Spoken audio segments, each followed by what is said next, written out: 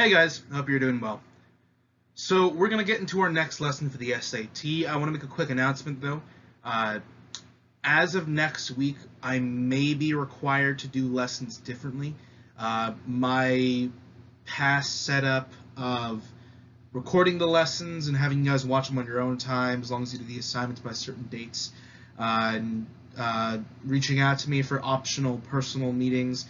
I thought that system was working, and I think most of you thought that was working too, but I may be required next week to do virtual live lessons by the AB schedule. I will let you know within a day or two if that is definitely the case, but it looks like it might be.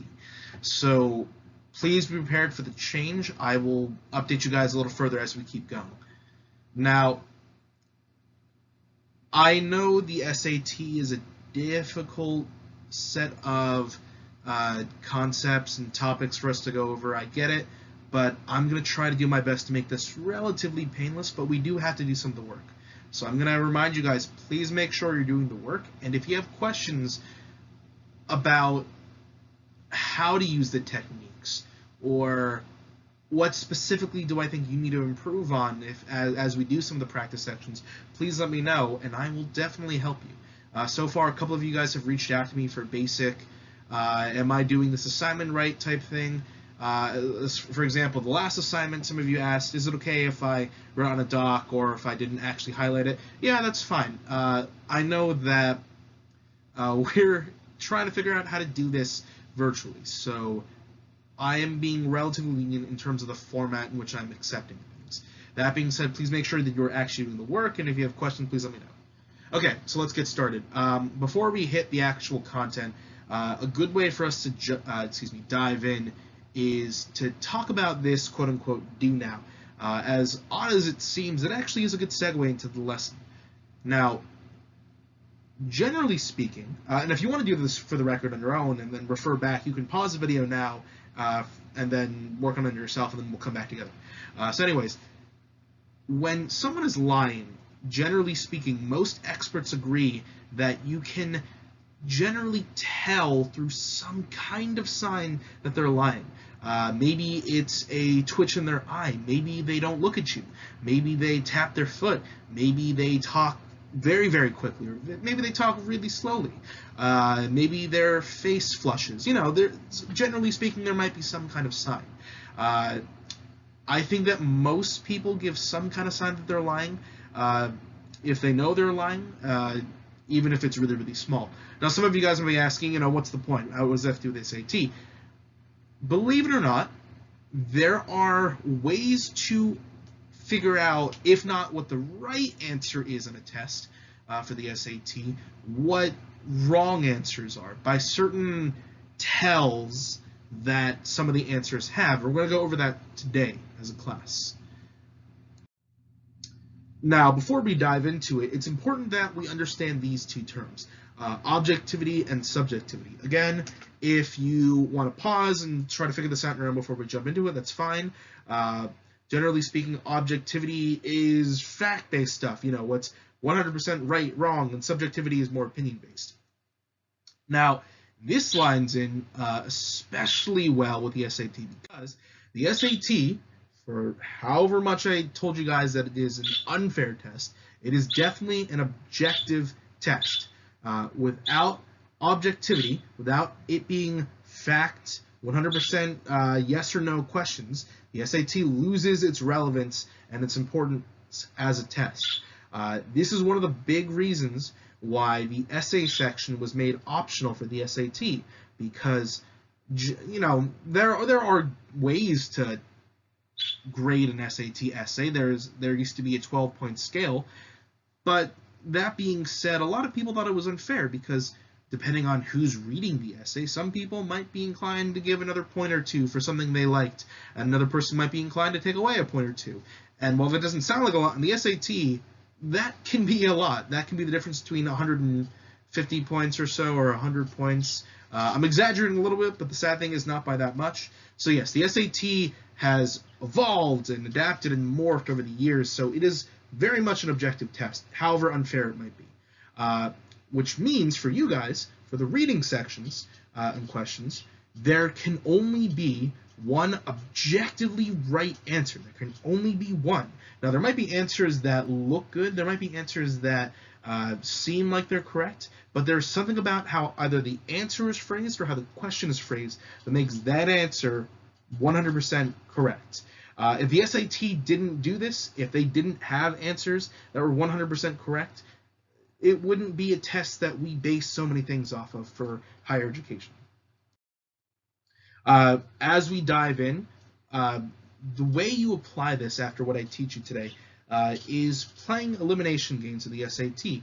There are some questions and some answers that, frankly, you can shave a lot of time off of by identifying signs that the answer is not correct and just eliminating them, crossing out answers on the test. All SAT reading questions on the test have to find ways of restating information that's already in the text. So if the text doesn't say it, if it doesn't explicitly say it or refer to it, they can't have the answer be based on information that's not in the text. Now, it might not actually use the exact wording, but the information has to be in the text. So it can't be something that sounds good, but it just isn't there. It has to be there in some way, shape, or form. It can't just be implied. Now, again, it doesn't mean that it has to use exact words. It just means the information has to be accurate. Now, however silly crossing out answers on a test might be for answers you definitely know off the bat are not true, taking 10 or 20 seconds to slow down and cross out answers can really mean the difference between 100 and 200 points in the SAT.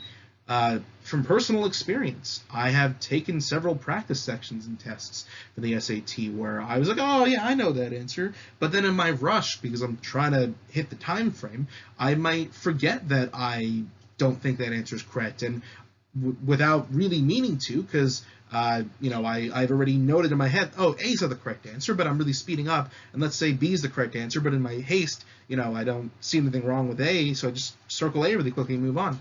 If I put an X there, it's silly as this tip might sound, it really does help. So take the time and cross out answers.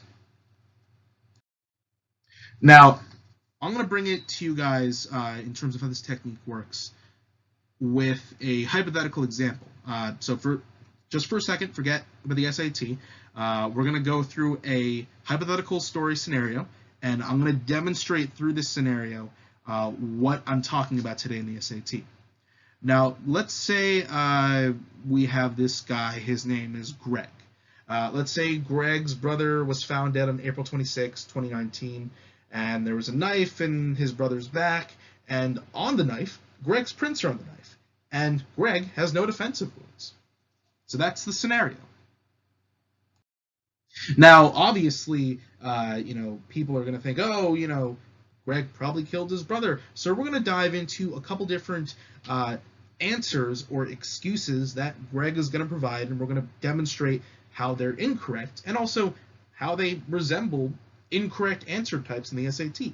Now, let's say Greg says, I didn't kill him on April 25th, 2018. Now, technically, that might be true, but it's also not what we're looking for, which leads us to our first incorrect answer type, the extra info or slightly off answer. Now, some answers, because you have to remember, the SAT is designed to trick you. All of these types of answers I'm going to show you, they all probably look good on the surface. That's why the SAT is so devious. They have answers that look good, but if you really look at them, they're not correct. So for this one, if an answer has details that aren't backed up by the passage, what I mean is if they're not specifically said or supported by the passage, or it has too much stuff, it's probably not a correct answer. Sometimes an answer will have one part that's correct, and then it'll have a second part that isn't supported by the passage, but you think, oh, that makes sense. But no, that is a trap. If an answer has two parts, but one of the parts isn't supported by the passage, or even mentioned by the passage, or referred to at all by the passage, it's probably a trap. Now, don't get me wrong, if it is literally wrong, then that's pretty easy to spot. But sometimes the way this is tricky is because sometimes answers that are correct has two parts. It'll have a part that says, something that's directly stated in the text, and then the logical conclusion that you're supposed to draw as a reader. But then sometimes it'll have stuff that looks good, but it just isn't right because the info is just a little too much, or there's just something a little bit wrong with it. This is one of the most common types of answer traps in the SAT. Now, a second answer type is presented through this example. Let's say Greg in defense said, well, he stabbed me with a knife. Right? Now, that sounds like a reasonable excuse, but let's remember for a second, with the information I gave you, we saw that Greg didn't have any defensive wounds. So this is probably not true, and it leads us to this type of trap. It's called the opposite or reverse relationship. So we know that there is a relationship between Greg and his brother in that one of them was stabbed and it was probably Greg, but it just flips it around. So instead of Greg stabbing his brother, Greg's brother stabbed Greg. Now, it might imply in the future that because he stabbed me, I stabbed him, but that's not said. Now, the reason this trap is deceptively tricky and deceptively confusing is because it's meant to trap the people who are taking the test really, really fast.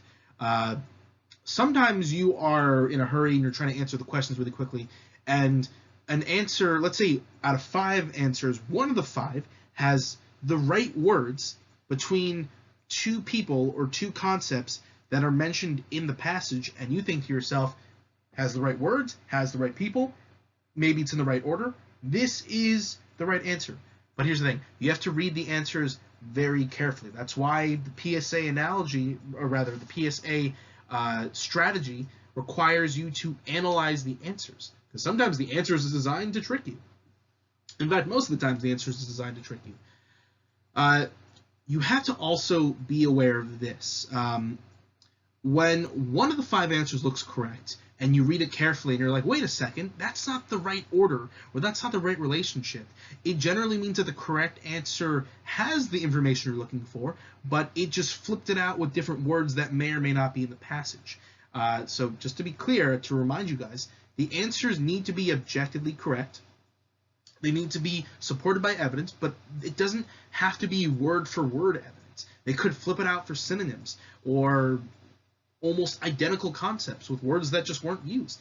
Sometimes they'll throw high-level vocab in there to confuse readers, and this is kind of why we have to build context and clue skills. Now, another way to recognize this, or just something to be careful about, is sometimes the reverse relationship answer trap is based on the order in which the information was presented, but then it just flips the word in the middle. So, for example, if we said, Greg and Greg's brother, and Greg probably stabbed Greg's brother, that's the order. Greg, his brother, okay? And some people, because sometimes it'll go back and forth, an opposite or reverse relationship will say Greg's brother and Greg, and you're like, oh, well, that's not right because it wasn't the order it was presented in, so I'm going to not pick that one. But sometimes they just flip out the word in the middle. They flip out the nature of the relationship, but they're banking on you trying to remember this was mentioned first, this was mentioned second.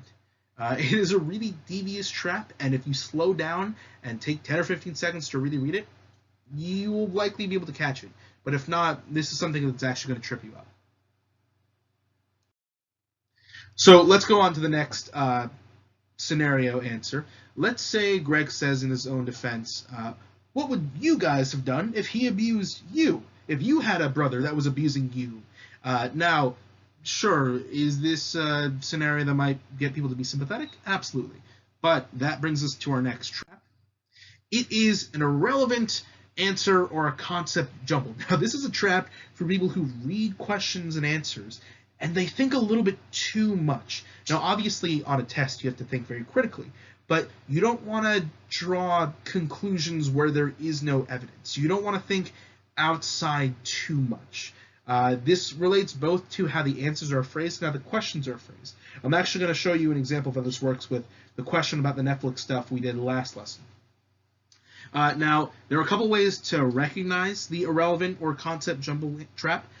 Sometimes it'll throw lots of big words and ideas, and they look nice, but they just don't really mean anything, or it's just something that is just not mentioned. Like, let's say, for example, you were reading a passage on the history of women's rights, and this answer will say something like, women's rights are really important for politics and the advancements of arts and science and all. Now, that sounds good, and it probably is a logical next step.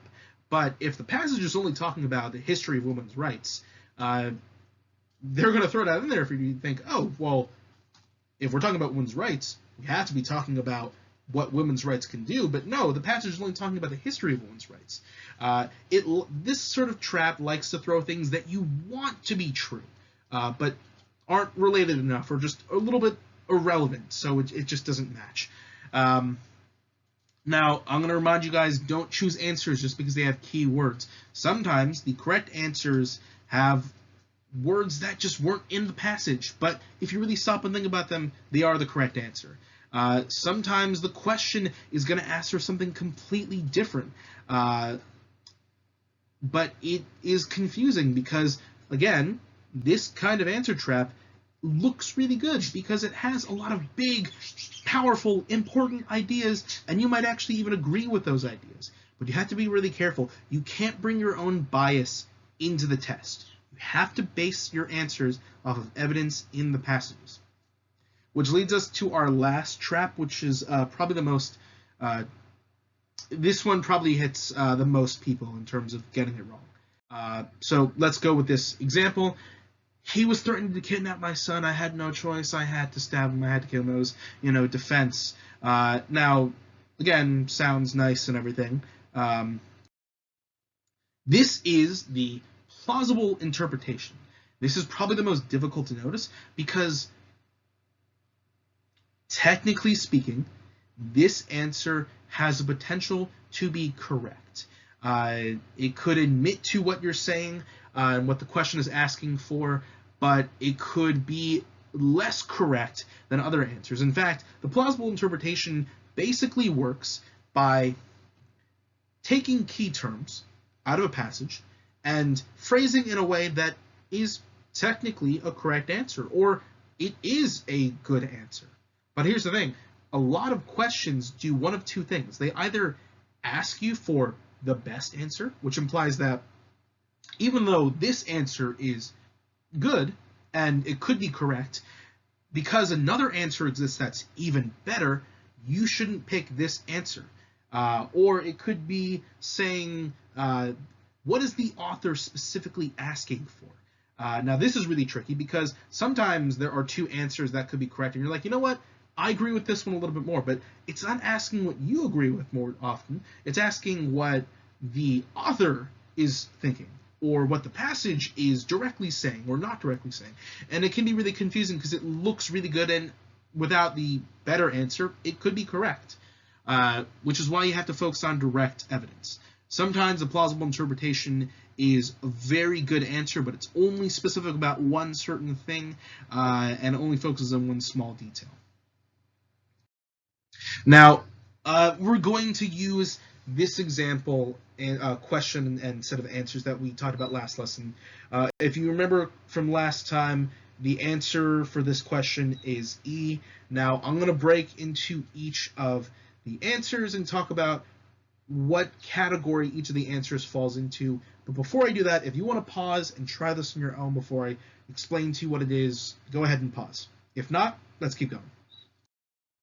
Okay, so if you remember, E is the correct answer, and I'm going to go through each of the answers. And I did kind of refer to some of this stuff in the last lesson, but let's use the actual terms. So A, if you remember from last time, A was the answer that looked really good, and we thought, you know what, it probably, it makes sense. It has the key terms. Success was mentioned like a dozen times. I'm exaggerating, obviously. Success was mentioned a lot of times. They want to keep their success. That's technically true. It's a good answer, but there's a better answer out there.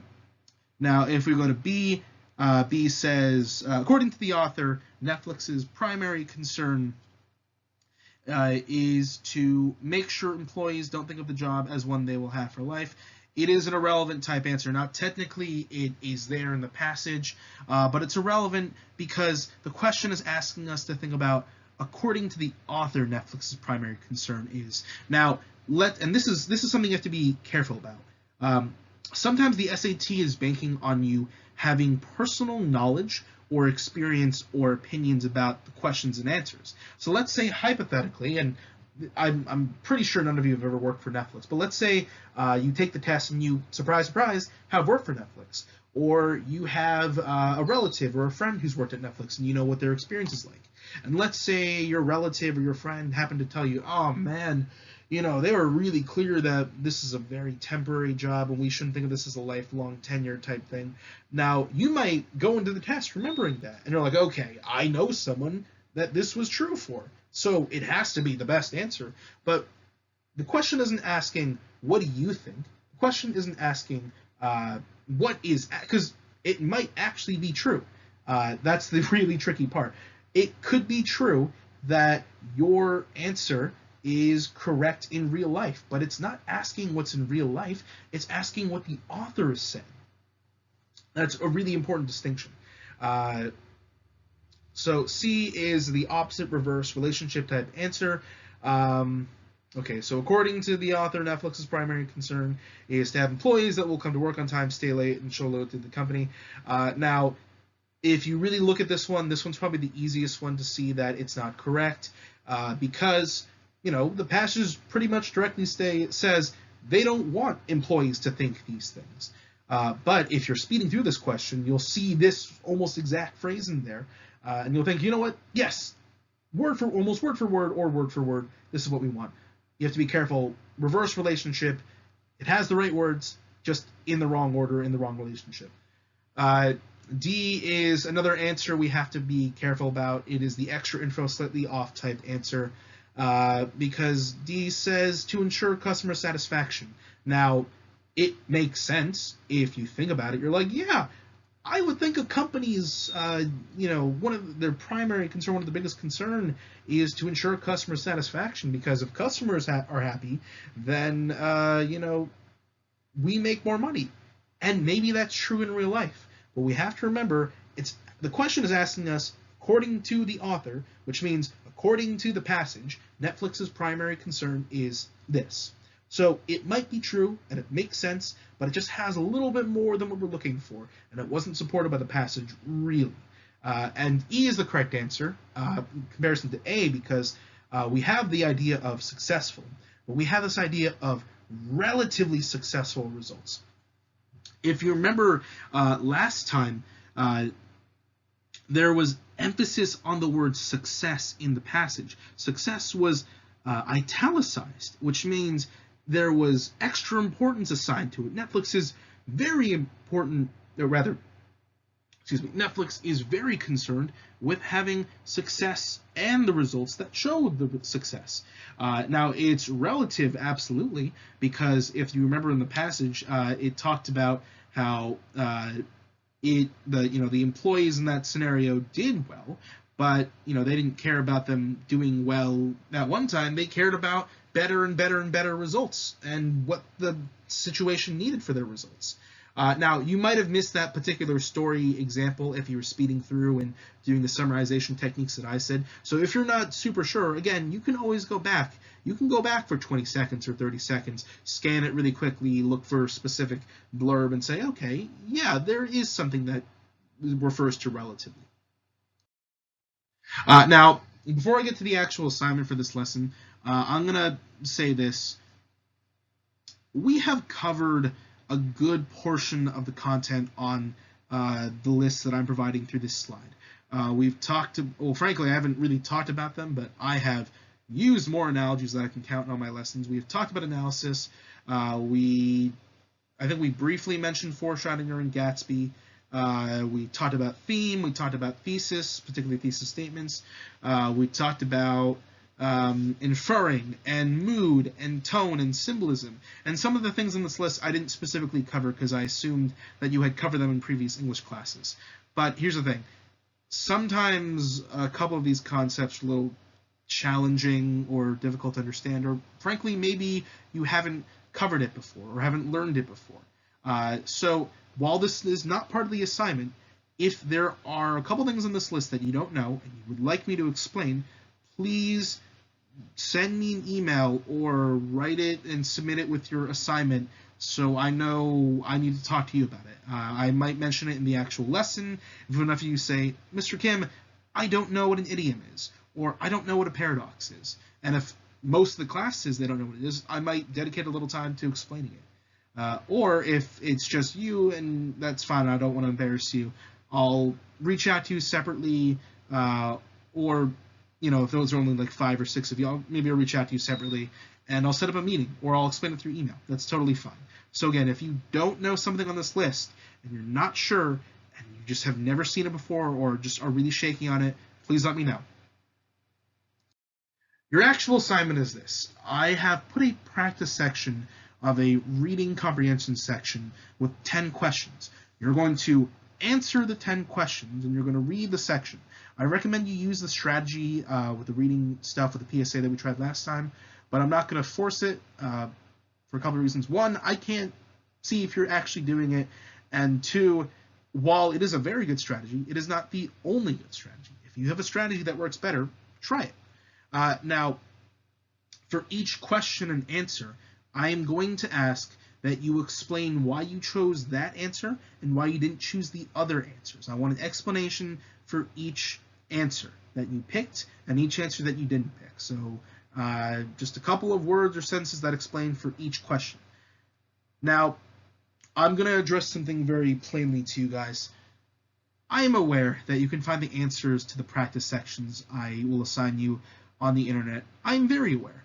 And I am also aware some of you might not take the SAT, and you might be thinking, Mr. Kim, this is not relevant to me. Why do I have to do this? I totally understand. I get it. Be that as it may, I am imploring you not to cheat, because if you do need this, or if you don't want to do this, or becomes important later in life, I don't want you to cheat yourself out of the opportunity to practice these skills. Do not cheat. Because I don't want you to cheat, and because I don't want you to be concerned about the grade more than what you're learning and what you're practicing, I will give you 80% just for doing this assignment completely and on time. So as long as you answer all 10 questions, as long as you write explanations for why you chose that answer and not other answers, as long as you submit it by Saturday night, I will give you 80%. You get an 80 minimum just for doing this assignment. And the other 20% I will portion off of what you got right and what you got wrong. I am concerned with what you're learning, not with your grades so much, especially because this is a really tricky time and situation, and I can't teach this the same way I would in the actual classroom. So again, I implore you not to cheat. And believe it or not, it is very obvious to me who cheats and who doesn't. Last year, I had about 12 students cheat on this sort of stuff. And it was so obvious that they cheated that when I addressed them, about 90% of the students I approached admitted they cheated, and I gave them an opportunity to retake. Please don't cheat. Please take this seriously. I'll give you an 80 just for doing it. I also recommend that you time yourself for this assignment. I recommend that you try 15 minutes for the reading or PSA, summarizing, prioritizing, analysis strategy, and answering the questions. Don't factor in the writing down the explanation parts for the 15 minutes. You can do that separately. Now, I am aware that 15 minutes is too long to spend on a section like this, but you don't start off being the best test taker possible. You go up in steps. So try 15 minutes. If you go over 15 minutes, that's totally fine. I'm not going to get angry at you. I also have no way of checking if you went over 15 minutes, honestly. This is for you to practice and see where you need to improve on. So try 15 minutes. If you want to try 20 minutes, that's okay. If you really want to challenge yourself and try 10 minutes, go ahead. I don't recommend 5 because that's frankly insane. But if you want to try 5, I'm not technically going to stop you because I physically can't. If you have any questions, please let me know. And as I mentioned at the beginning of this lesson, I might have to stop doing lessons the way I've been doing them so far, and we might need to have live lessons every week. If that is the case, I will let you know as soon as it is confirmed. Okay, thank you guys.